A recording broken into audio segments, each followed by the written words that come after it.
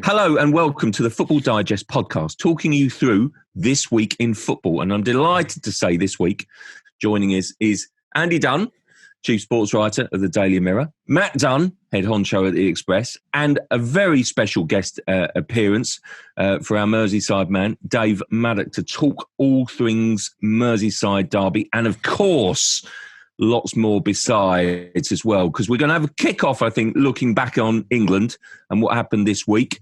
As I say, a mention and also a serious look at the Merseyside derby, what a fixture that will be this weekend, I think. We're also going to potentially see, aren't we, the debut of the returning hero, Gareth Bale, and get the definitive last word on Project Big Picture, whether that can still survive and whether that is going to resurface in another form or keep going. Very interesting developments over the last few days on that. But I am, as I say, going to kick off with a look back on England. Three of us were there at Wembley. England's first competitive defeat at Wembley for 2 years.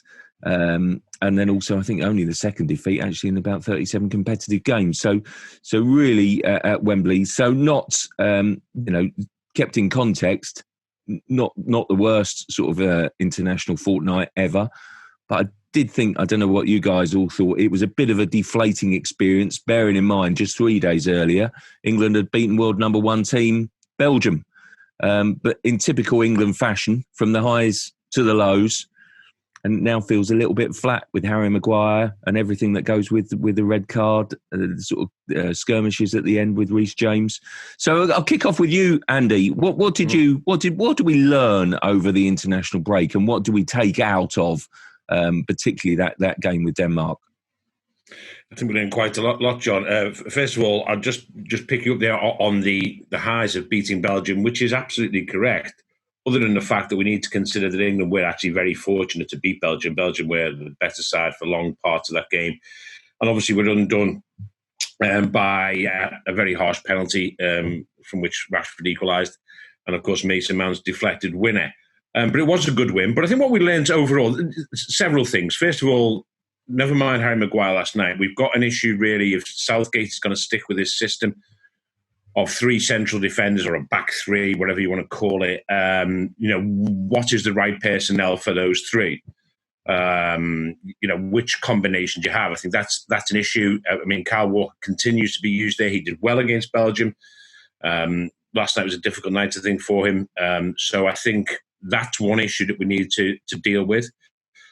And, of course, one of the abiding image for me, probably the abiding image of all three games, was at Wembley last night, late on in the game, when I looked down into the stands there and I saw Jack Grealish sat there, wrapping himself up, disappearing into his padded jacket, while everyone else warmed up and went on to try and help England. I think that will be, certainly Maguire's form is a talking point, but I think how do you fit Jack Grealish into this England team, or how does Gareth Southgate fit him in, will be one of the defining debates, I think, of this 3-game get-together. Don't forget, he started against Wales, was outstanding against Wales, didn't finish that game as it happens, but was arguably man of the match, went around Wembley with a swagger.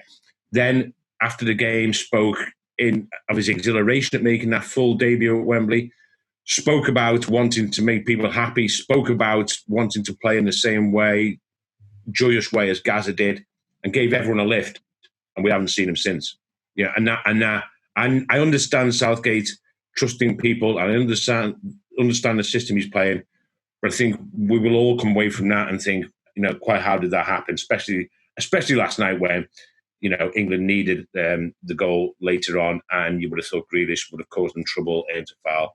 I think that of all the issues, and I go back. I think that's the defensive thing is an issue.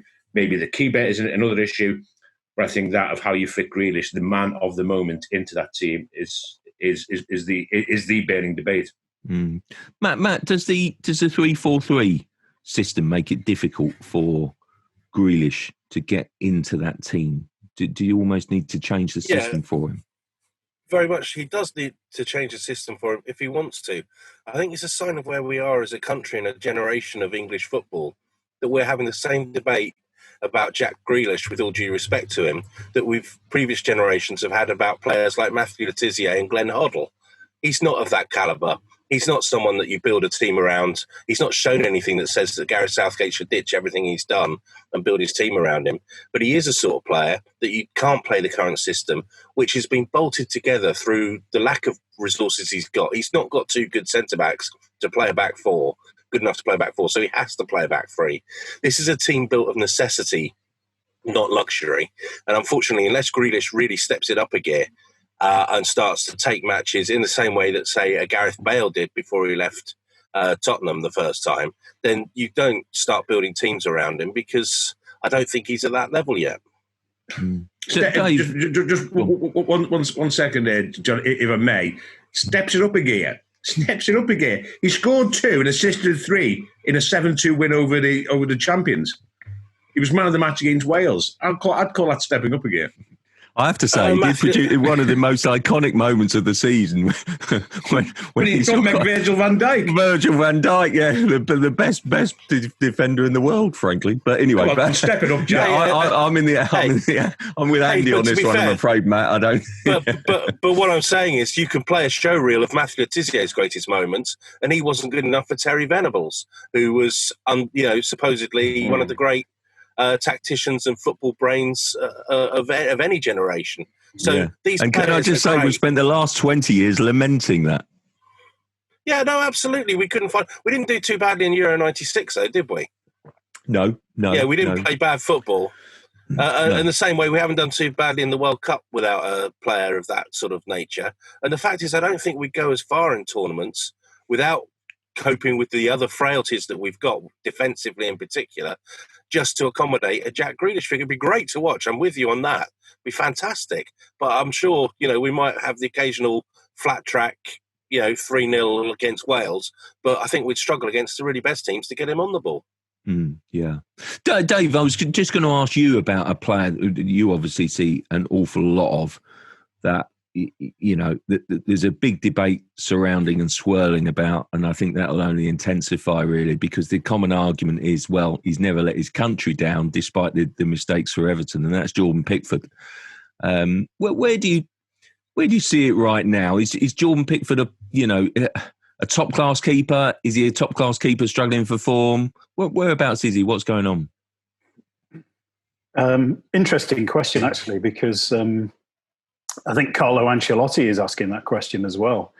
He went out and signed the Swedish goalkeeper just on deadline, and he did that after quite a bad mistake against Brighton that Pickford made. That sort of suggested to me, I was at that game, and I don't know whether, I think most people would have seen it on Match of the Day or whatever, and it was a really, really, really bad error that seemed to suggest that a goalkeeper who's completely lacking in either confidence or concentration, or perhaps a little bit of both. And I mean, it's interesting because the keeper Everton have signed, you wouldn't normally. No, he was at Roma, but he was taken there as the number one to replace Alisson, actually, but never really did, and then went out on loan to Cagliari, I think, and. His record is not that of a top-class keeper, but he's clearly been brought in to at least put pressure on Pickford. And I think Ancelotti, he's a great manager. He's a nice guy, but he's also ruthless, because you don't be manager of the clubs that he's managed without making some pretty tough decisions. And clearly, he is thinking that Pickford is a problem, and it'd be interesting to see in the derby what happens. I think Pickford is bound to start, but I wouldn't be totally out of the blue surprised if he doesn't, because I think Ancelotti quite clearly does have some questions about him. I think what will happen is Pickford will actually go back into the Everton team, but knowing that there's somebody there now who will replace him if his levels don't improve. And I think, going back to the original point of your question, it's difficult to pick a goalkeeper for England when he's struggling for his club. And Southgate has steadfastly done that so far. There was a bit of confusion for the penalty last night. I wouldn't particularly blame Pickford, but there was some confusion there, and you think how long before it does start impacting on his England position. Obviously, if it goes on with Everton, and the Everton fans themselves are not backing him currently, there could be trouble. And I think Southgate certainly has to look at that, as Ancelotti is clearly doing now. Yeah. What do you think is the tipping point on it? Why do you think he's suddenly, because he was outstanding 2018 World Cup, isn't it? And he's been he has been reliable for England, but it's just that it feels like it's sort of a gradual thing rather than, the thing is, even in matches, he's made some mistakes this season. He made some mistakes towards the end of last season.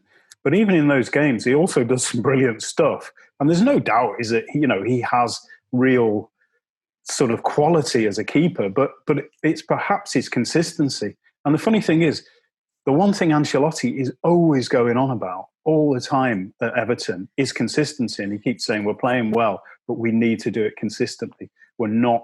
And he said even this season, they've not been performing consistently through games. And I think, and I kind of get the impression, but, he's never said this directly, that he believes some of the inconsistency Everton have shown, and they've been very good this season, has been around the mistakes of the goalkeeper. And that perhaps is just creating a little bit of a lack of confidence amongst the defence and making them a little more edgy than he would like, because he likes to build on defence. So that's the question for Pickford is about that consistency and cutting out the mistakes and the lapses in concentration, really. But it can't continue without being addressed. That's the thing. You can't constantly have, and we're going to get onto this when we talk about the derby, but you can't have a goalkeeper who constantly makes mistakes, because that then affects the defence. And I think Pickford is getting towards that territory now where people are expecting mistakes. And, it's funny because I've seen it so much in the past. David James at Liverpool was a great example. Once you get a reputation for making mistakes, then every tiny mistake you make gets highlighted, whereas a goalkeeper that doesn't can make mistakes. And like Lloris is a great example at Spurs. He makes mistakes, but because his reputation is to being a top-class keeper, World Cup winner, etc., he kind of gets away with them. But as soon as you get to the point where Pickford is at now, you just don't get away with them any longer. And that causes, pressure and problems. Would be worse, by the way, if the fans were in. Much, much worse. Yeah, no, it's a great show. I must say, I'm found a member of the Hugo Lloris fan club. I think he's terrific, and sometimes gets a raw deal.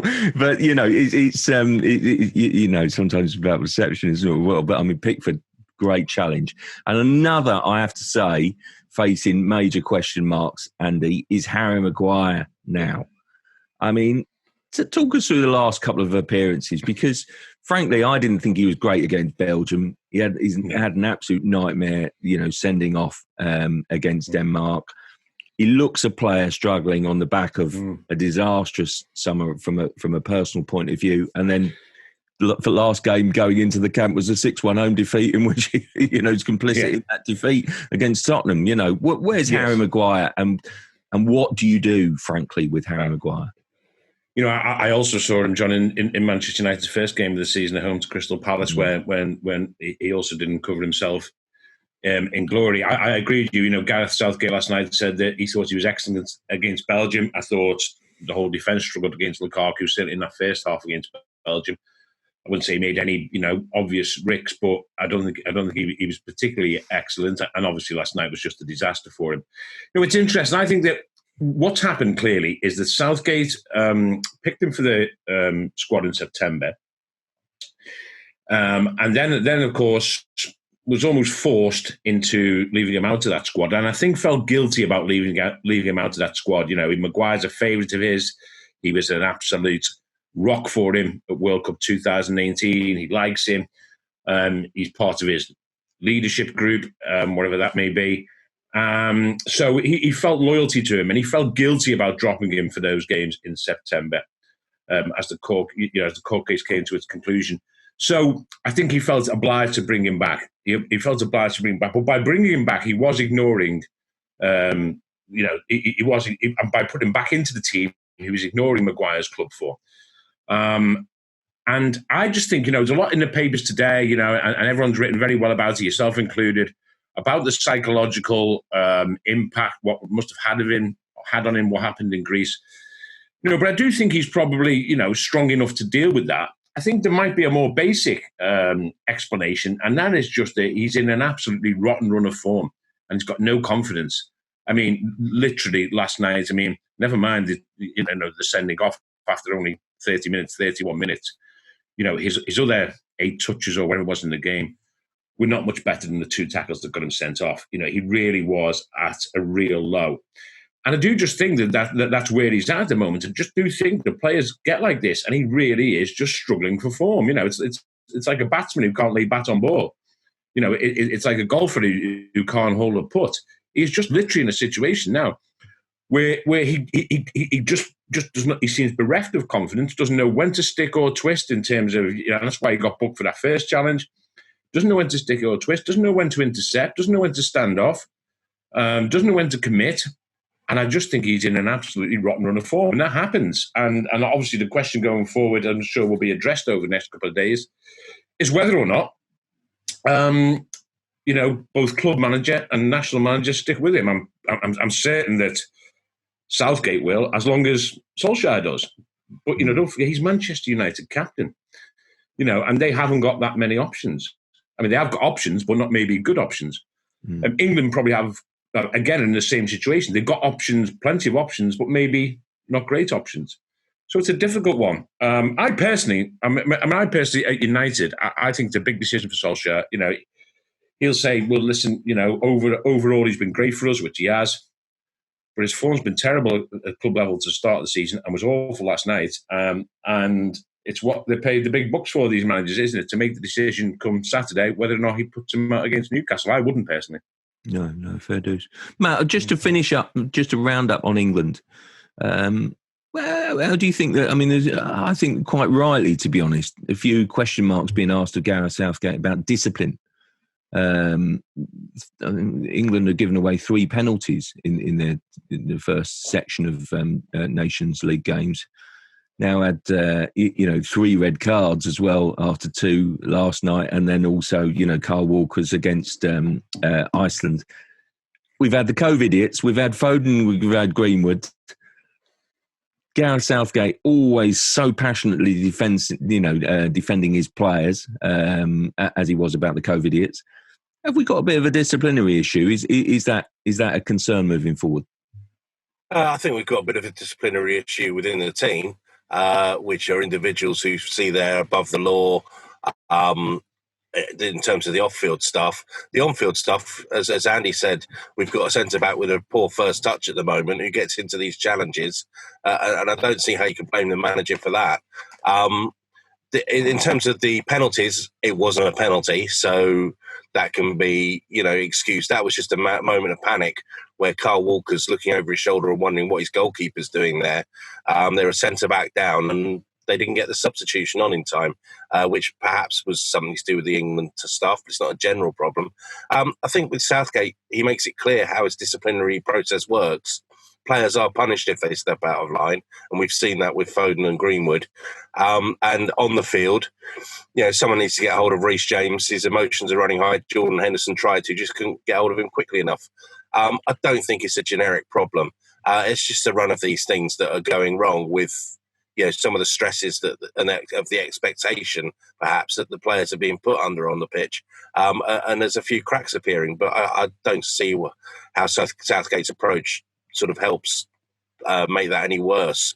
And if anything, I think the players know where they stand, and that's only going to be positive going forward. Yeah, fair enough. Dave, I'm gonna come to you. Really, our main man on Merseyside, and just really looking ahead to the Merseyside derby. It's the first one that I can remember for quite a long time, where maybe, just maybe, Everton go into it with a bit of a chance. What do you think? Well, I mean, that's being a bit unfair. They've been into yeah, sorry, with a chance. But I think what you're absolutely right in suggesting is that they go into it possibly as favourites in this game, and that is, I mean, it's a long time since that has happened. It's 10 years, in fact. It's 10 years this October since they last beat Liverpool in any competition, and that was at Goodison in the league. And a 2-0 win when Arteta and Cahill scored. Arteta's now a manager of a rival to both clubs, so that shows you how long ago it was. But it's interesting, actually, because I've been doing a piece on it, and it's actually the last time Everton went into a Merseyside derby top of the table was in 1989, and it was late September 89. And they were top. Liverpool was second, in fact, back then. And Everton lost, and Liverpool went to the top of the table by winning and stayed there and won the league that season. So, actually, Everton did go back briefly to the top of the table later on in the year, but Liverpool went on to win the league. So I don't know which omen you want to take, but Everton, the last time they had such a great start to the season was in 1970 when they won the league. And in fact, winning the first 7 matches, I think it's the first time in 120 years that they've done that, because they've won 3 of these ridiculous EFL Cup games as well. So, it gives them an amazing record. And, they go in with not just big confidence, which obviously a run like that gives you, but also a bit of belief and organisation, which is the mark of Ancelotti. I mentioned that I was looking at the sort of Everton compared to the past, and actually exactly a year ago, going into this weekend, Everton were in the bottom 3. Wow. And they 1 year ago Everton were in the bottom 3. And the game which had put them into the bottom 3 was against Burnley, and they lost 1-0 at Burnley. And 10 of the players, 10 who played that day, were involved in the game when they beat Brighton to go back to the top of the table 10 days ago.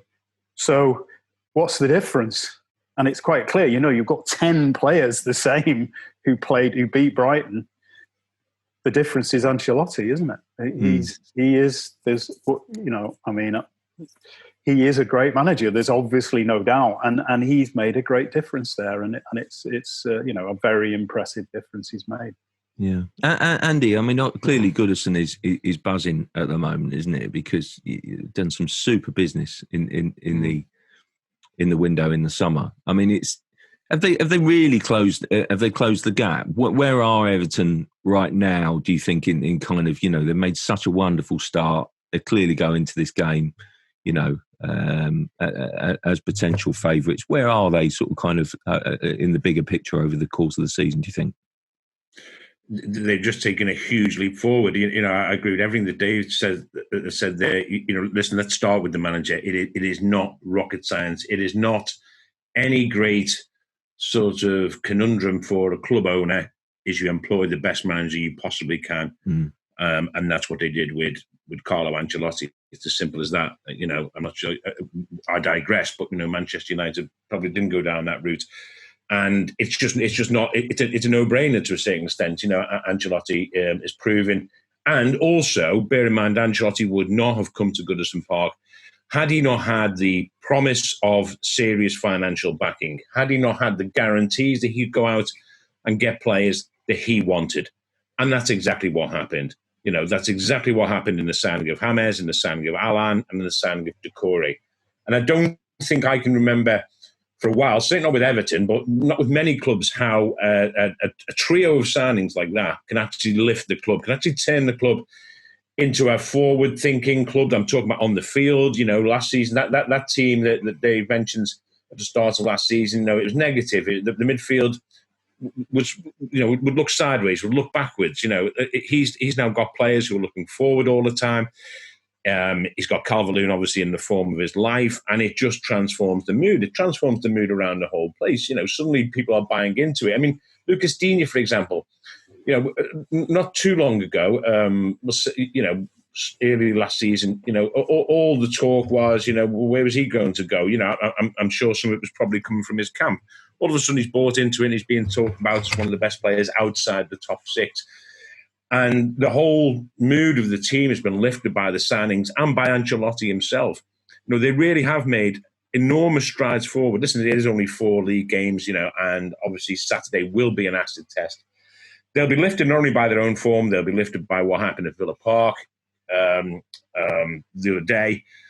And so they are. But, Ancelotti is, he's not around to sort of have top 6 as an ambition, a guy who's, a guy who's won a double here, by the way, in this country, and a guy with his Champions League pedigree, with his record, isn't around to scramble after Europa League place. He will genuinely think, he will look at maybe the weaknesses that have been shown, the unexpected weaknesses that have been shown by Liverpool in one game, whether that's a blip or not, certainly by Manchester City in a couple of games. And then he will look at the likes of Arsenal, Spurs, Manchester United, and he'll think, we are as good as these. We are. They will think we are as good as those teams. Would you? How would you separate Everton from Spurs, or Everton from Manchester United, or Everton from Arsenal?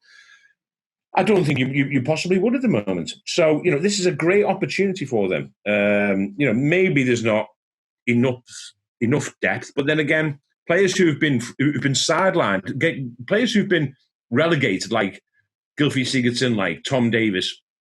The idea is then when they get the chance, when through injury, like they did the other day against, I think it was Brighton, they then step up. They're then inspired by these guys. They've got a challenge ahead of them. They're not just getting into the team. And so, yeah, it's hugely promising. And I say a big test on Saturday. But, you wouldn't, strangely enough, despite obviously Liverpool's overwhelming superiority in terms of a record, I don't think you'd be a brave man to convincingly say either way this one. No, it's a very tight call. The one thing that obviously stands out, Matt, is that basically Liverpool go into this, don't they, on the back of their last fixture. A remarkable scoreline, Aston Villa, which prompts the question, what sort of reaction are we going to get? What do you think the reaction will be? Will it be, determined to prove the point? Well, I think there'll be just relief that they're not facing the greatest player in the country, Jack Grealish, again. I think you're bound to see a reaction. That sort of mentality you don't get to a Champions League final, lose it, and then come back and win it without having that sort of mentality. You don't finally get over the line, just miss out on the league, and then come back and win it without that sort of mentality either. I just think it's great because I don't like to mention this much, but I'm a little bit younger than you guys. And in my football's formative years, Everton-Liverpool was the biggest fixture in the calendar in that period in the mid-'80s. If Liverpool weren't winning the title, Everton were.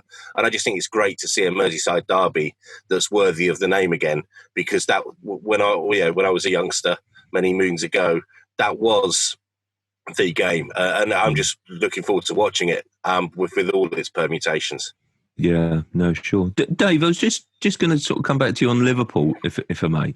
It's just the one thing that, I love Joe Gomez as a player. I think he's absolutely terrific. On his day, he's a clear starter for Liverpool and indeed England. Is he a cause of concern? Is Liverpool's defence generally a bit of a cause for concern, or was that Villa thing a blip?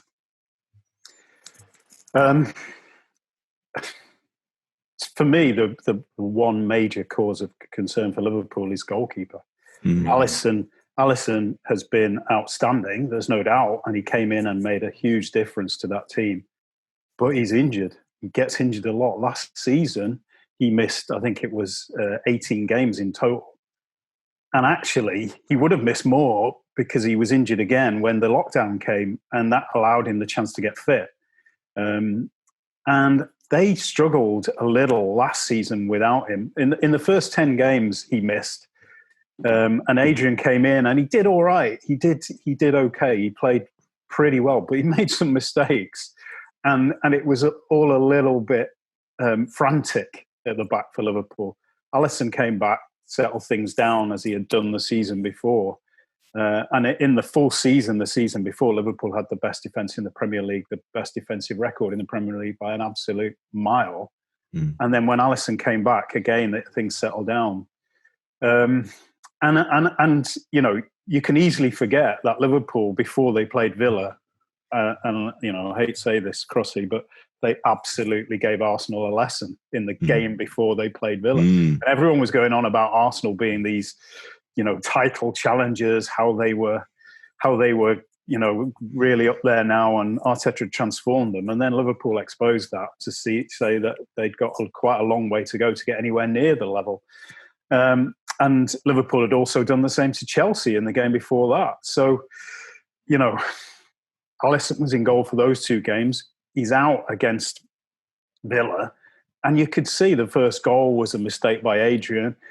And the problem with that is, and you know, it's quite hard to, you know, to really dissect, and it's probably too harsh to put it on one player. But someone like Gomez, who, you know, is still a relatively young defender, don't forget, when you don't have confidence, and you know, it's what I was saying about Pickford earlier, you don't have confidence what's going on behind you.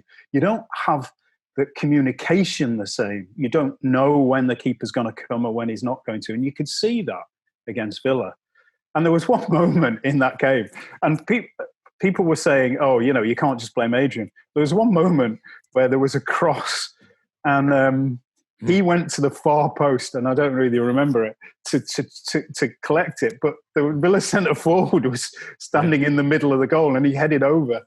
And Adrian was like 10 yards beyond him waiting for the ball. And you think, you know, that is so bad that the defenders are going to be thinking, what the hell is going on here?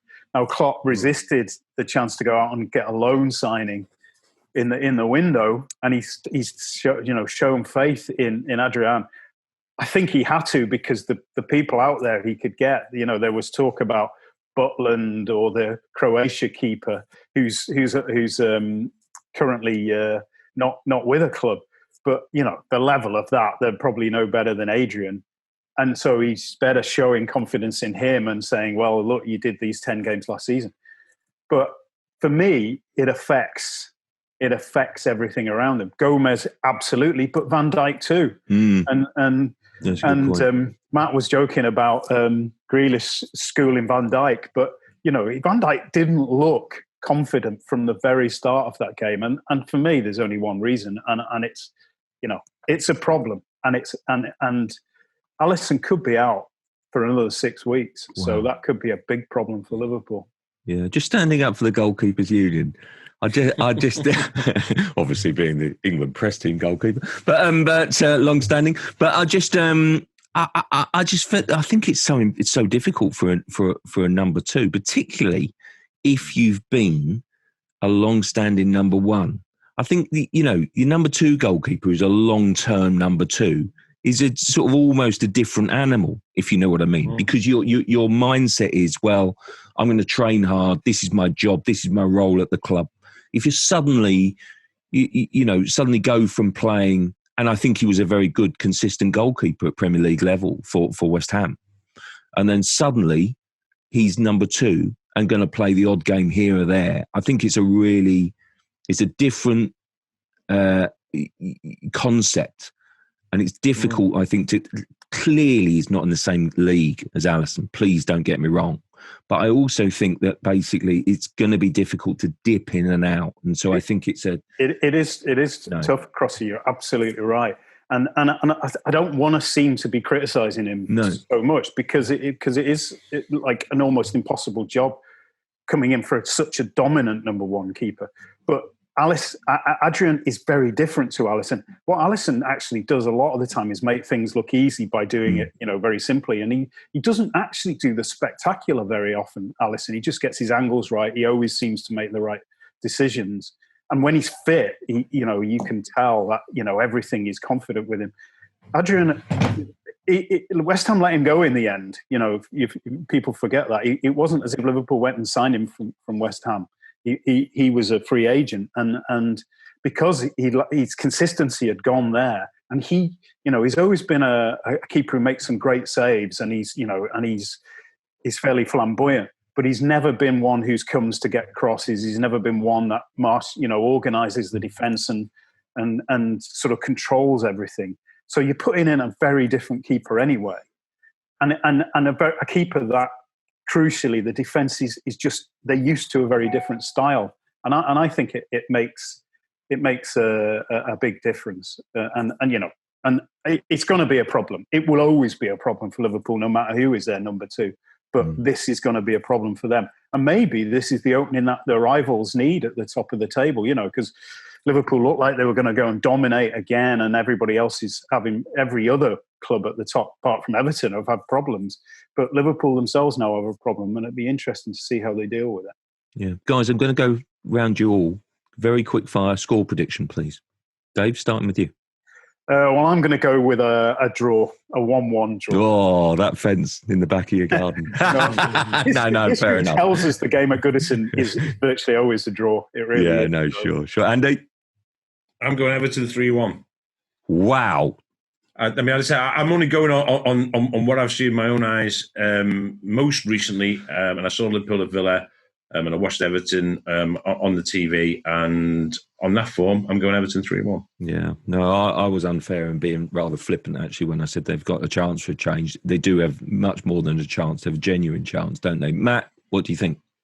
I'm with David. I think that it's going to be a draw, but with the way they're defending at the moment, Liverpool, I think it's going to have to be 2-2. Right, fair enough. Andy, I was just going to touch on another huge game this weekend, Man City, Arsenal. I just, probably not looking at such details as the Merseyside derby, but equally, where did Man City finish after the transfer window? Are they stronger? Are they better?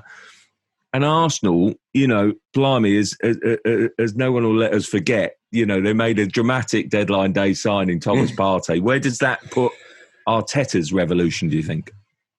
Well, it gives it a boost, John, doesn't it? I mean, it gives it a boost in the sense that they got the backing. They went out and got the man that they've been after for some considerable time.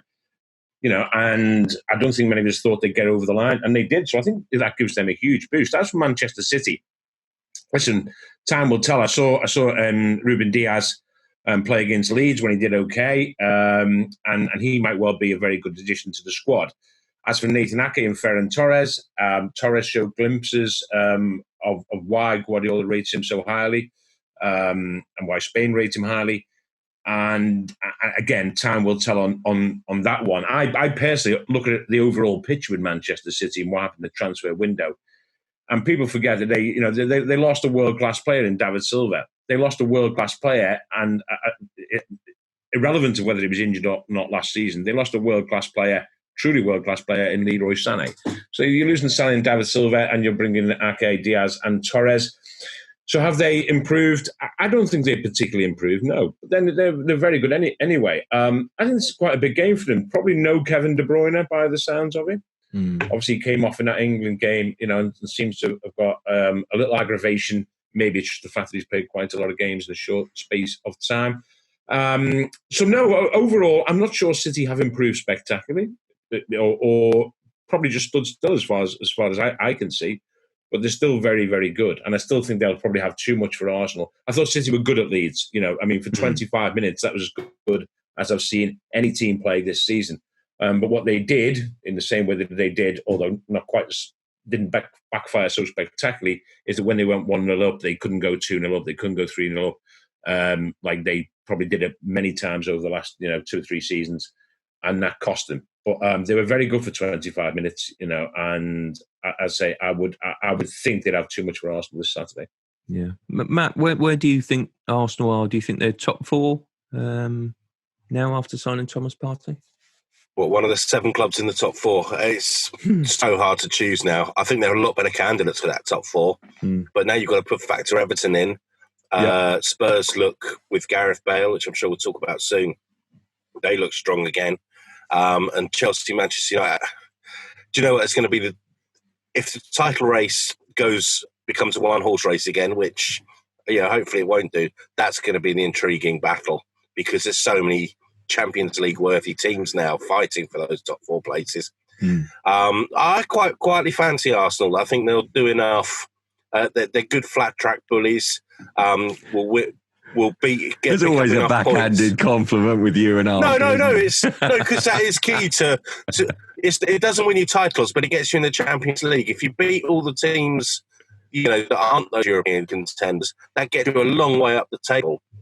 And then beyond that, you've got to start beating the top teams to become champions. And I think Arsenal can do that first half really well in there, particularly at the Emirates. They'll get a lot of points. So I definitely think they'll be strong contenders for that top four. Whether they get over the line, I just think that's going to be an absolute bun fight at the end of the season. Yeah, no, I'd agree with that. Dave, as Matt alluded to there, Gareth Bale could be his weekend this weekend. Let's see. I mean, Gareth Bale and fitness is always a bit of a moot point, isn't it? What do you think the Premier League is going to get from Gareth Bale? Because let's be honest, it's been heralded and lauded as an absolute superstar signing. I'm incredibly excited by it, I must say. But do you share that enthusiasm for Bale and his return? Well, yeah, I do actually. Yeah, I mean, he is a superstar. There's no doubt about it. He's played at the very top of the game and been the best player, alongside one of the all-time greats at Real Madrid. So he is a top player, but he's, as you say, his injury record has been woeful. How much of that was due to his circumstance at Real Madrid, I honestly don't know. If you get the Wales Bale, then I think he will definitely improve Spurs and contribute a lot to them. And he's a match winner, isn't he? There's no doubt.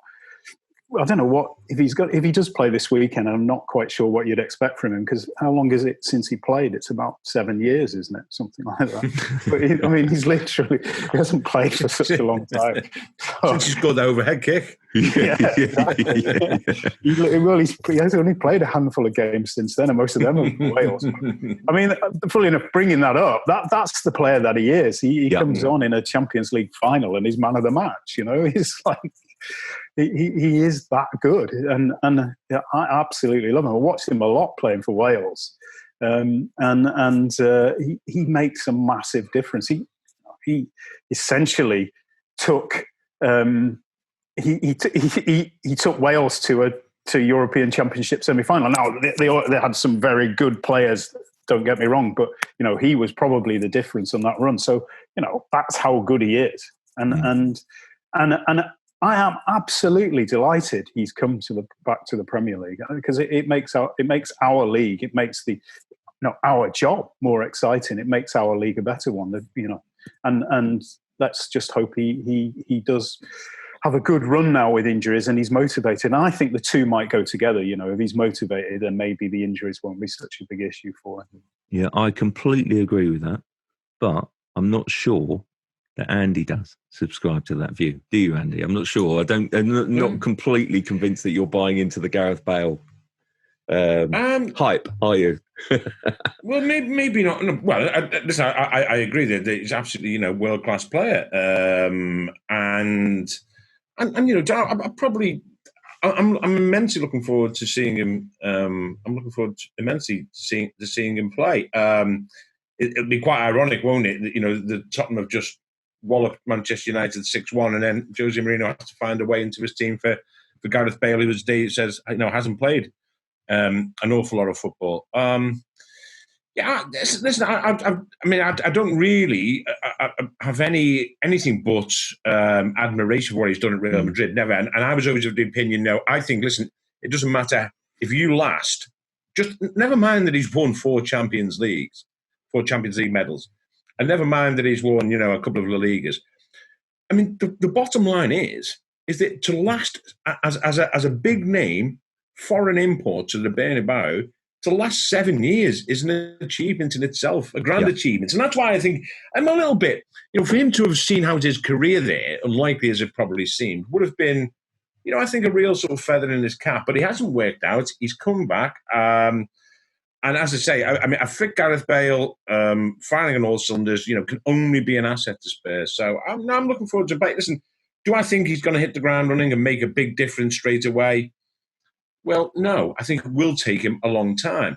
It'll take him a while, and I'll be interested to see the dynamic between him and the manager, to see if he fits into how Jose Mourinho wants him to play. That's the thing. I think at this stage of his career, Gareth Bale isn't going to be overly enthusiastic about non-stop pressing or tracking back. I think he will see himself as a bit of a, even subconsciously, a bit of a Galactico in that team, and will want to be, up there alongside Kane. So it'll be just interesting to see how that goes between Jose and Gareth Bale. Whether or not it was totally Mourinho signing, I'm not sure. So no, I think I'm really looking forward to it, but I still think it's full of unknowns. Let's put it that way. Yeah, no, it's a good point. I mean, we should place on record here. Gareth Bale is if you judge it on medals and success, the greatest British export of all time. So let's place that right there. Absolutely. But Matt, I'm going to come on to you because I think we probably towards the end of this, I think we're going to look at the sort of kind of almost the football politics dominating this week. The pay-per-view issue, project big picture, any chance for fans returning. So let's start with that pay-per-view issue. Where do you stand on that, Matt? Is that a good thing? $14.95 on top of already sky high subscriptions. If you're coming at it from a club point of view, it's an opportunity for fans who are locked out to pay to see a game that they wouldn't already see. How do you see it? Do you know what? Under different circumstances, I can understand the clubs charging that sort of money for premium sports content, because we've got to get real. In the 21st century, we pay for films, we pay for premium entertainment, you pay extra. You can't expect it all free to air. That changed back end of the last century. Some people don't want it, in which case they don't want to pay for it. So to expect everyone to swallow up the price on a free to air sort of subscription is a nonsense. And when you look at what the championship clubs are charging for their streams, which are far lower production values and far lower quality by their own definition, then $14.95, they've clearly looked at it and said that's a reasonable marketing point. The problem comes is that they're foisting it on fans. Well, not foisting it, they're making fans pay that amount of money, which is still less than actually going to the game, which is the only other way of watching the game, previously. But they're doing it at a time when nobody's got any money. And it's a shame, because the Premier League clubs don't need that money quite as badly as perhaps some of their supporters do. And it would have been a nice gesture for them, as they did at the end of last season, to say, come on, it's difficult times. We've got a goodwill behind us in terms of the government helping us get games back on to try and lift the nation. So let's give back to the nation some sort of entertainment at a reduced cost, if not free, and play the game, build, key into the collective spirit. And they've missed that opportunity. If it was just an ordinary season and going forward, if we were going to have so many games as part of the Sky subscription and you can watch the rest for $14.95, I think that's an absolute bargain, because there's no other way of watching them under normal circumstances. But yeah, I think they've played a really bad PR game on this occasion, even if what they're trying to do is justifiable in the long term. Yeah. Talking of PR games, Dave, project big picture. I mean, let's be clear here. Liverpool, Man United are clearly on board with it. I think the other four are, but perhaps not so willing to put their heads above the parapet. EFL chairman Rick Parry, heavily involved. And you've got to say, why wouldn't he be? Because the EFL facing such dire circumstances. Where are we now, do you think? And the kind of backlash, has that surprised you? Because there's been some people on board with it, some people on board with bits of it, and some people so anti it, aren't they? What have you made of the furore over the last few days? Well, I mean, I'm not surprised in the slightest at the backlash, because when you looked at the fine detail of what was being proposed, it was quite clearly a move. People have described it as a power grab. I mean, I think they have the power anyway, so it seems a bit of a nonsense to me to call it a power grab. But it was a move to getting more control. And there were a couple of key elements to it. One obviously was the reducing the games so that it gave the big clubs the option of having more games elsewhere, i.e. the Champions League and perhaps more pre-season, which is getting very lucrative. The second thing, and which went slightly under the radar, but which is the absolute key to what, you know, the likes of Liverpool and Manchester United in particular want, was the floating the idea of the 8 matches being delivered to the clubs to screen themselves. Now, we could talk about this all day, but just very quickly look at that. If you're saying 8 matches, you mean 8 home games, because obviously you control your home games. If it's 8 home games, which home games are you going to choose as a club to make money from? You're obviously going to choose the big games. So it would, if we take Liverpool, it would be the other big 5, if you like, those games, plus Everton. That's 6, and then 2 more games, which they would probably, hopefully, want to choose if they were going to be winning something or something like that. But so essentially, what you were doing is taking the Premier League off the table for broadcasters, because all the other clubs will do the same. Their home games, City will have Manchester United, they'll have Liverpool, etc. So those big games no longer are available for Sky or BT or whoever. And then, therefore, what is the value of the package? And that's the reason why it was immediately thrown out, because all the other Premier League clubs outside really the big 6 could see that their income was going to be absolutely decimated, because, they get their own 8 home games and they could, maybe screen, Liverpool, Manchester United, etc. But they're not going to get the big money that the likes of Liverpool and Manchester United get. There's been another story which I've been covering this week, and it's been it actually looks like it could well go ahead. And Liverpool have been approached by an investment fund which is co-chaired by Billy Beane, who's of Moneyball fame, and actually another a billionaire investment fund banker, shall we call him. They have want to invest in sports in particular, and essentially in European football. Now, the billionaire, he has a background in, amongst many other things, in helping the New York Yankees set up their own regional TV company where they broadcast their own games. FSG, who own Liverpool, they already broadcast the Red Sox games, so they know the value of broadcasting your own matches. And that's the biggest attraction, and it always has been, why there are so many Americans investing in the Premier League, because they can see that if they ever get to that nirvana of controlling their broadcasting rights to their own games, they could make far more money than even the Premier League now makes in selling those games worldwide. Far more money. And they become so much more powerful.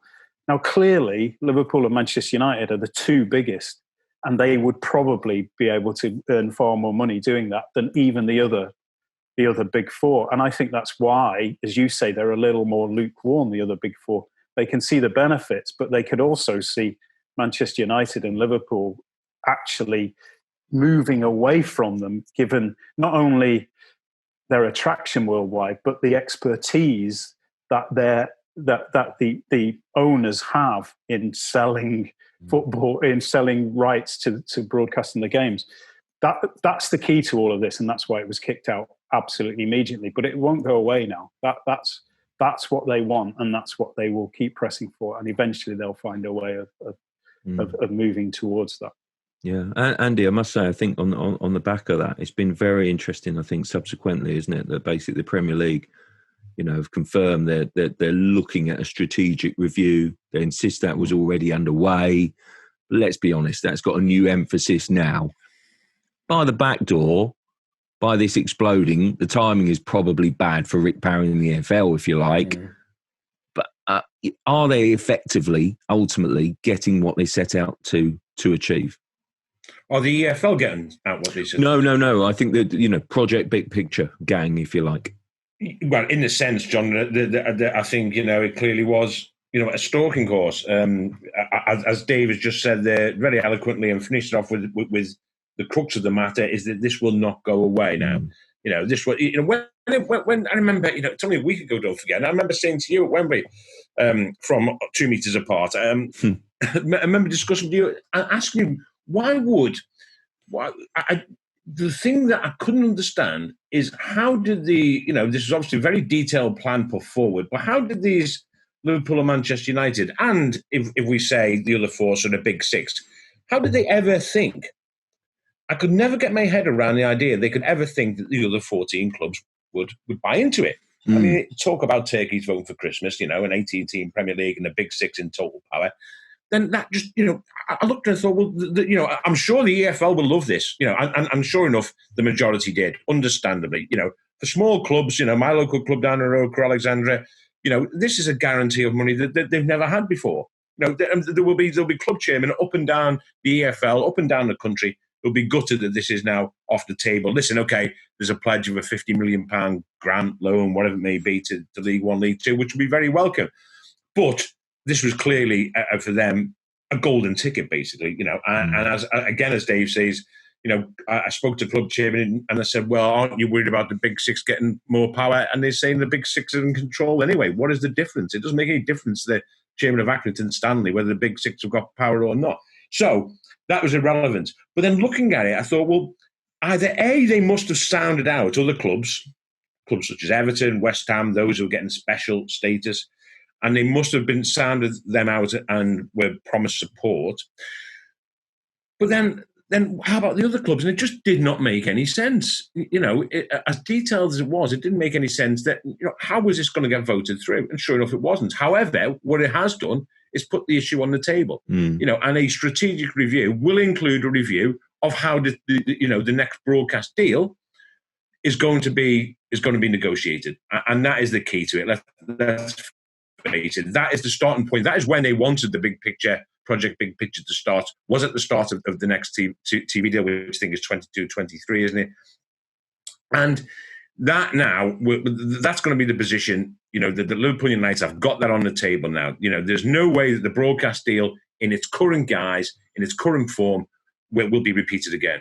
These clubs will just simply not go for that. It's already been tickled in terms of the percentage of international rights that goes to the bigger clubs, and it'll just get and it'll be skewed more in their favour next time around. And I think essentially that's what they want. And essentially that is on the table now. The TV deal, broadcast rights are on the table, and that's where Liverpool United wanted it. Listen, would they have been happy for the whole thing to go through? Yeah. Did they ever think it was going to go through? Well, they couldn't possibly have thought it was ever going to go through, because there was no way they were going to get enough of the other 14 clubs to vote for it. It's out there now, though, isn't it? It is out there, and things will change.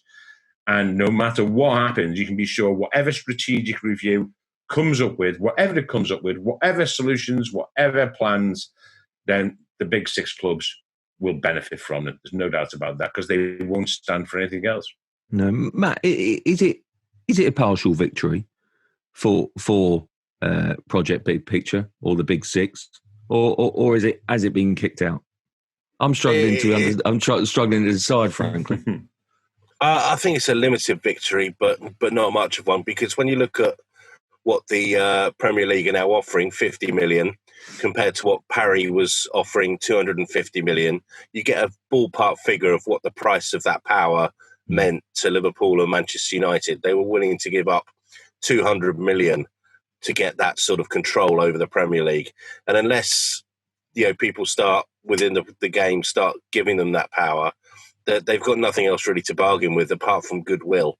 And all it's done is it's perhaps made it a bit more relevant. And for a week, we've been talking about is bailouts for the EFL, and that's great, because the Premier League did need to kick up the backside, because they've gradually slid away from their empty promises back in March and April to help everybody out. And something desperately needs to be done before the next payroll, probably at the end of the month.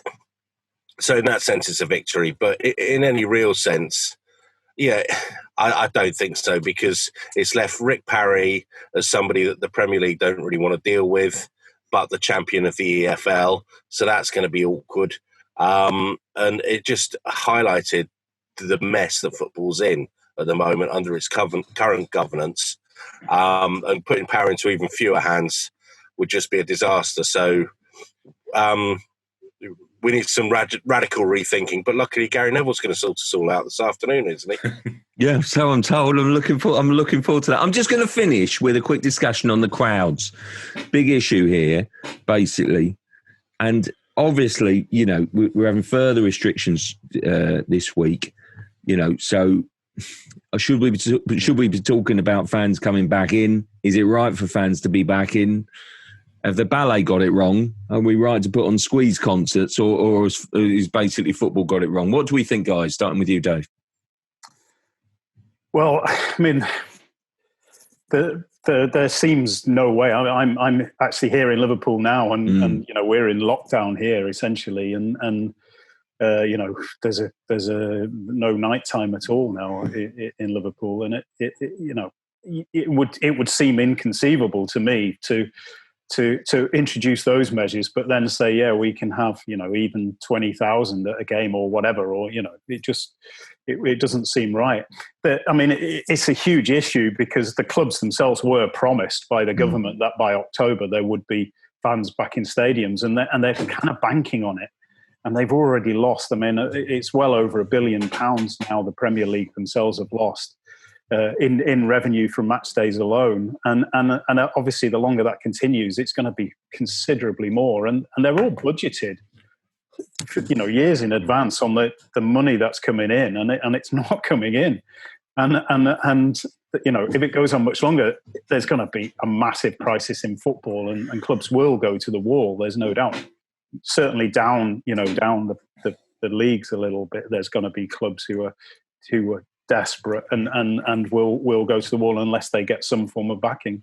But in all honesty, you know, sitting here in Liverpool, I can't see how you can have people in football grounds at the moment, and I can't see how you can have concerts either, or ballet or whatever. It's just, it doesn't make any sense with the levels of infection currently around. But it's just, let's face it, it is typical of this government that has absolutely no sense whatsoever, and nothing with them makes any sense. And all the time they approach this pandemic as they have done, then we're going to be in these ridiculous situations where nothing makes sense, and it prolongs everything, and we're in a mess. And, you know, I can actually not see fans coming back until maybe next season now. I think that, you know, that's how bad this government have put us in that situation. Andy, see it the same way?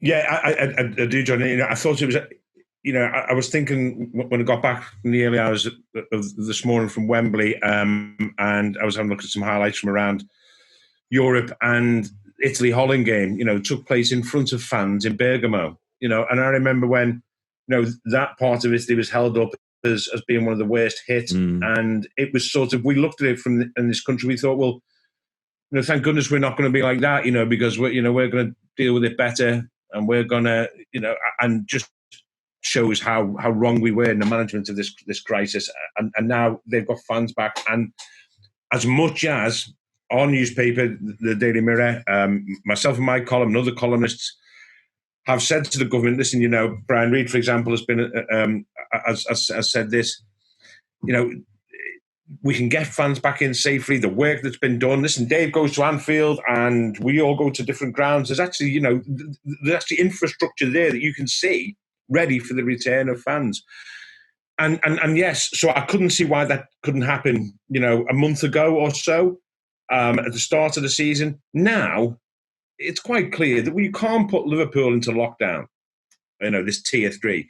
You can't put Manchester into tier 3, which inevitably, I guess, any time now, even as I'm speaking, it's probably going into tier 3. We can't impose these restrictions and then say, yeah, come on, let's everyone go to a football match, no matter how socially distant they are. And the argument, which is, which you hear every 2 minutes, is, oh well, they can have people in the Royal Albert Hall, they can have people at the O2. In the end, it becomes a spurious one, because the fact of the matter is they shouldn't be having those. So the sort of two wrongs don't make a right type of argument, really. You're coming from it just because they are doing that doesn't mean the football should.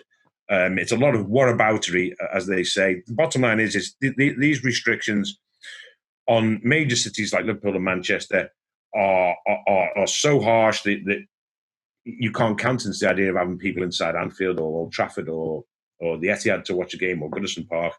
And they're only going to get, we all know, they're only going to get more stringent nationwide. So I think for now, the Left Fans In campaign, basically not ditched, but certainly put on a back burner until we find out exactly what's going to happen. Listen, there could be a circuit breakout of 2 weeks, or 3 weeks. And in that case, it's not going to happen for that time anyway. As Dave says, I would be more hopeful that maybe the turn of the year rather than the end of the season, but that is a optimistic point of view. Yeah. Matt, what do you think? Yeah, I'm glad. I'm glad after an hour that I found something to agree with Andy on. Just don't mention Jack Grealish.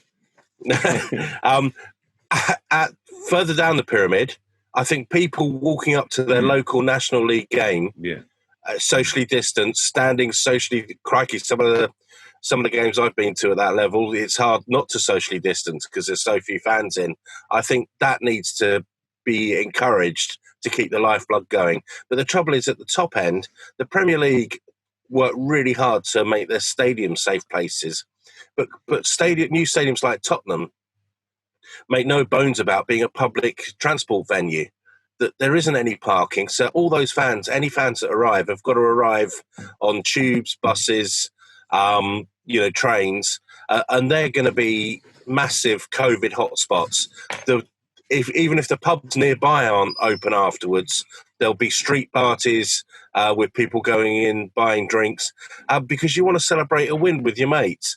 And that whole ethos needs to change completely. And before we can start inviting fans back, because in other walks of life, that's not acceptable. So I don't think football can be made an exception at the top level. But what I would say is lower down, I think more work can be done to perhaps allow people to go and support their local club.